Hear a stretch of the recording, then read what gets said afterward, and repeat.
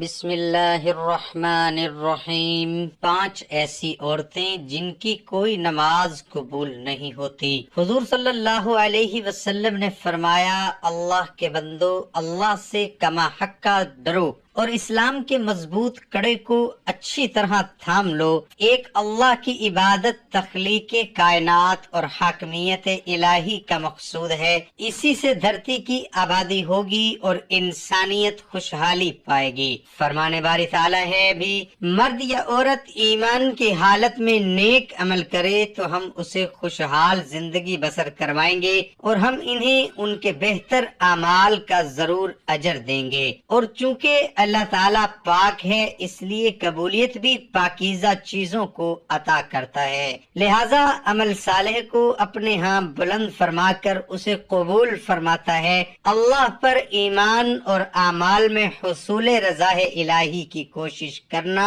قبولیت کی بنیاد ہے۔ فرمانے باری تعالیٰ ہے کہ اور جس کا ارادہ آخرت کا ہو اور ایمان کی حالت میں کما حقہ اس کی کوشش بھی کرے تو یہی لوگ ہیں جن کی کوشش کی پوری قدر کی جائے گی، جبکہ کافر کوئی بھی عمل کر لے اس کے اعمال آخرت میں قبول نہیں ہوں گے اور ان کے اعمال کی جانب بڑھ کر ہم انہیں اڑتی ہوئی دھول بنا دیں گے۔ کافر کو دنیا میں ہی اس کے اچھے کاموں کا صلہ دے دیا جاتا ہے۔ آپ صلی اللہ علیہ وآلہ وسلم کا فرمان ہے، کافر کو اللہ کے لیے کیے ہوئے اعمال کے عوض دنیا میں ہی کھلا پلا دیا جاتا ہے، حتیٰ کہ جب کافر آخرت میں پہنچتا ہے تو جزا پانے کے لیے اس کی کوئی نیکی باقی نہیں ہوتی۔ حضرت عائشہ رضی اللہ عنہا نے ایک بار کہا، اللہ کے رسول، ابن جدعان دور جاہلیت میں صلہ رحمی کرتا تھا، مساکین کو کھانا کھلاتا تھا، تو کیا اسے ان اعمال کا کوئی فائدہ آخرت میں ہوگا؟ تو آپ صلی اللہ علیہ وآلہ وسلم نے فرمایا، اسے ان کا کوئی فائدہ نہیں ہوگا، کیونکہ اس نے ایک دن بھی یہ نہیں کہا پروردگار روز جزا میں میری خطائیں معاف کر دینا۔ رسول اکرم صلی اللہ علیہ وآلہ وسلم نے یہ بات بھی بیان کی تھی، جو عورت جوان ہو جائے جب تک سر پر دوپٹہ نہیں ہے اس کی نماز نہیں ہوتی، اور آپ نے یہ بھی فرمایا، جو اپنی بالوں کو نہیں ڈھانپتی اس کی نماز قبول نہیں ہوتی۔ رسول اللہ صلی اللہ علیہ وآلہ وسلم نے یہ بھی فرما دیا، اگر کوئی عورت مسجد میں جاتی ہے عطر اور خوشبو لگا کر، جب تک وہ غسل نہیں کر لیتی اس کی بھی نماز قبول نہیں ہوتی۔ اس لیے فرمایا، اے عورتوں کی جماعت، تم میں سے کوئی مسجد میں جانا چاہے تو خوشبو لگا کر نہ جائے، جب تک یہ غسل نہیں کر لیتی، یہ نماز یا عبادت قابل قبول نہیں۔ خاوند کی نافرمانی کرنے والی حدیث کے الفاظ ہیں، 3 ایسے لوگ ہیں ان کی نماز قبول ہونا تو دور کی بات، کانوں سے بھی اوپر نہیں جاتی۔ غلام مالک کی اجازت کے بغیر دوڑ گیا، اگر وہ جا کر تہجد بھی پڑھے گا لیکن اس کی کوئی بھی نماز یا عبادت قبول نہیں ہوگی۔ ایسی عورت جو اپنے خاوند کو ناراض کر کے رات گزارتی ہے اس کی بھی نماز قبول نہیں کی جاتی۔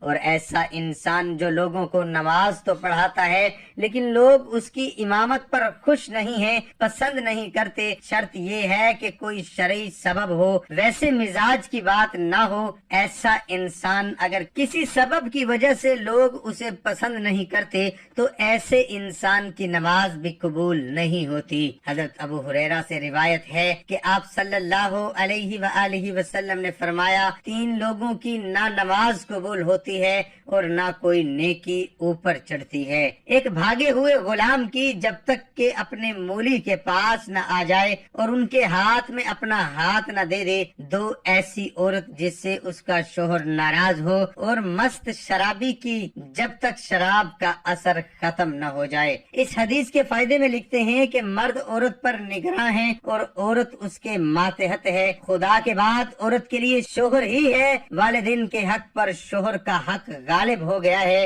اگر مذہب میں کسی کو سجدہ تعظیمی کی اجازت ہوتی تو عورت کو ہوتی کہ وہ شوہر کو سجدہ کرے۔ حدیث پاک صلی اللہ علیہ وآلہ وسلم میں ہے، عورت کے لیے اس کا شوہر جنت یا جہنم ہے، کیونکہ اس کے حق کو ادا کر کے جنت پا سکتی ہے۔ جس کا اتنا بڑا حق ہو بھلا اسے ناراض کیسے کیا جا سکتا ہے؟ پھر خدا نے جیسے رفیق حیات بنایا ہے، زندگی بھر کا ساقی اور معاون بنایا ہو، دنیا میں جس کے بغیر گزارا نہیں اسے کیسے ناراض رکھا جا سکتا ہے؟ اس لیے اگر شوہر ناراض ہو جائے تو اسے راضی کرنے کی کوشش کرنی چاہیے، کیونکہ اس کے بغیر دنیا آخرت میں نقصان ہے۔ حضرت عائشہ رضی اللہ عنہا کی روایت ہے کہ نبی کریم صلی اللہ علیہ وآلہ وسلم نے فرمایا، بالغہ عورت کی نماز سر ڈھانپے بغیر قبول نہیں ہوتی۔ اس حدیث میں نماز کے دوران سر ڈھانپنے کا حکم ہے، چنانچہ اگر عورت دوران نماز سر نہ ڈھانپے تو اس کی نماز نہیں ہوتی۔ عورت کو نماز میں ہاتھ، پاؤں اور چہرے کے علاوہ باقی سارا بدن ڈھکنا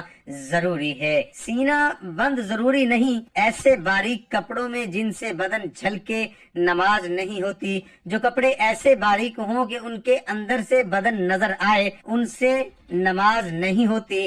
نماز کے لیے دوپٹہ موٹا استعمال کرنا چاہیے۔ چہرہ، دونوں ہاتھ گھٹنوں تک اور دونوں پاؤں ٹخنوں تک، ان 3 اعضاء کے علاوہ نماز میں پورا بدن ڈھکنا عورت کے لیے نماز کے صحیح ہونے کی شرط ہے۔ اس کے بغیر نماز نہیں ہوگی۔ خواتین کا یہ کہنا کہ جب بندوں سے پردہ نہیں تو خدا سے کیا پردہ، بالکل غلط منطق ہے۔ اللہ تعالیٰ سے تو کپڑے پہننے کے باوجود آدمی چھپ نہیں سکتا، تو کیا پورے کپڑے اتار کر نماز پڑھنے کی اجازت دے دی جائے گی؟ پھر بندوں سے پردہ نہ کرنا ایک مستقل گناہ ہے۔ جو عورت اس گناہ میں مبتلا ہو اس کے لیے یہ کیسے جائز ہو گیا کہ وہ نماز میں بھی سطر نہ ڈھانکے؟ الغرض عورتوں کا یہ شبہ شیطان ہے، ان کی نمازیں غارت کرنے کے لیے ایجاد کیا ہے۔ نماز کے دوران سر کھل جائے اور 3 بار سبحان اللہ کہنے کی مقدار تک کھلا رہے تو نماز ٹوٹ جائے گی، اور اگر سر کھلتے ہی فوراً ڈھک لیا تو نماز ہو گئی۔ نفل نماز تو بیٹھ کر پڑھنے کی اجازت ہے، وہ بیٹھ کر پڑھنے کا آدھا ثواب ملے گا،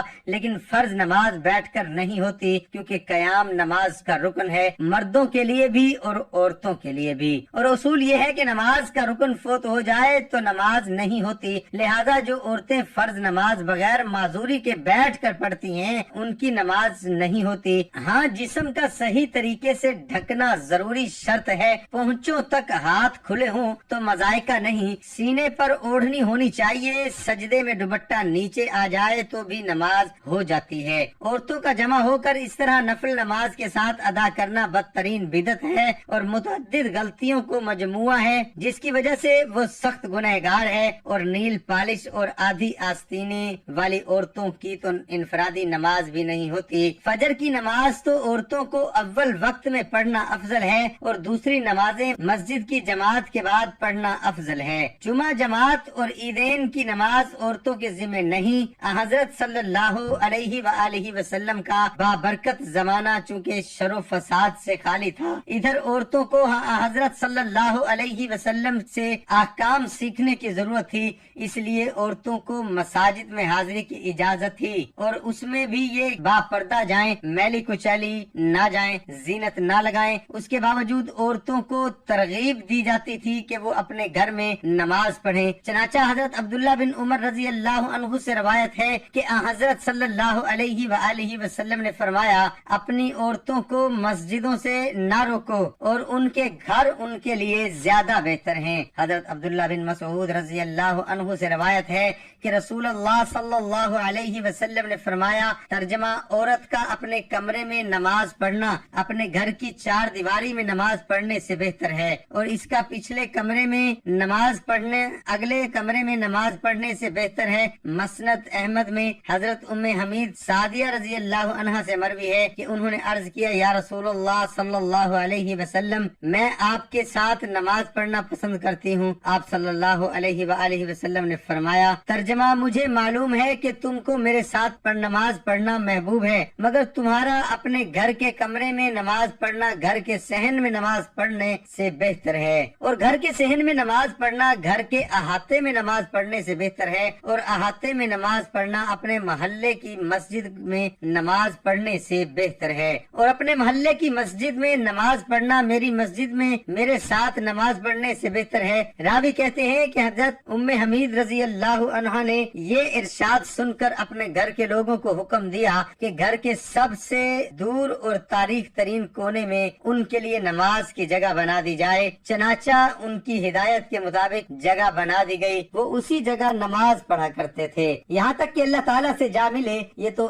حضرت صلی اللہ علیہ وآلہ وسلم کے دورہ سعادت کی بات تھی، لیکن بعد میں جب عورتوں نے ان قیود میں کوتاہی شروع کر دی جن کے ساتھ ان کو مساجد میں جانے کی اجازت دی گئی، تو فقہائے امت نے ان کے جانے کو مکروہ قرار دیا۔ ام المومنین حضرت عائشہ صدیقہ رضی اللہ عنہا کا ارشاد ہے، عورتوں نے جو نئی روشن اختیار کر لی ہے، اگر رسول اللہ صلی اللہ علیہ وسلم اس کو دیکھ لیتے تو عورتوں کو مسجد سے روک دیتے، جس طرح بنو اسرائیل کی عورتوں کو دیا گیا تھا۔ حضرت ام المومنین رضی اللہ عنہا کا یہ ارشاد ان کے زمانے کی عورتوں کے بارے میں ہے، اسی سے اندازہ کیا جا سکتا ہے کہ ہمارے زمانے کی عورتوں کا کیا حال ہے۔ خلاصہ یہ کہ شریعت نہیں بدلی، اور حضرت صلی اللہ علیہ وسلم کے بعد کسی کو شریعت کے بدلنے کا اختیار نہیں، لیکن جن قیود و شرائط کو ملحوظ رکھتے ہوئے حضرت صلی اللہ علیہ وسلم نے عورتوں کو مساجد میں جانے کی اجازت دے دی۔ جب عورتوں نے ان قیود و شرائط کو ملحوظ نہیں رکھا تو اجازت بھی باقی نہیں رہے گی۔ اس بنا پر حکمائے امت ہے عورتوں کی مساجد میں حاضری کو مکروہ قرار دیا، گویا یہ چیز اپنی اصل اعتبار سے جائز ہے مگر کسی عارضے کی وجہ سے ممنوع ہو گئی ہے، اور اس کی مثال ایسی ہے کہ وبا کے زمانے میں کوئی طبیب امرود کھانے سے منع کر دے، اب اس کی یہ معنی نہیں کہ اس نے شریعت کو حرام و حلال کو تبدیل کر دیا، بلکہ یہ مطلب ہے کہ ایک چیز جو جائز و حلال ہے وہ ایک خاص موسم اور ماحول کے لحاظ سے مضر صحت ہے، اسی سے منع کیا جاتا ہے۔ اللہ پاک ہمیں دین کی سمجھ نصیب فرمائے اور ہمارا خاتمہ ایمان پر فرمائے۔